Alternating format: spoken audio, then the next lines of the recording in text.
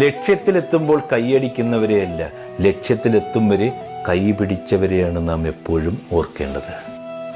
വേനലാണെന്നറിഞ്ഞിട്ടും കൂടെ നിൽക്കുന്ന നമ്മുടെ വസന്തമായി മാറുന്നവർ, അതെത്രയേറെ ആളുകളുണ്ട് നമ്മുടെ കൂടെ എന്നതിലല്ല, അതിൽ നമ്മെ ചേർത്ത് നിർത്തുന്നവരും ഓർത്തു വെക്കുന്നവരും എത്ര ഉണ്ട് എന്നതിലാണ് കാര്യം. ചിലർ എപ്പോഴും കൂടെയുണ്ട്, നിഴലായിട്ടല്ല, നമ്മുടെയൊക്കെ ശ്വാസമായിട്ട്.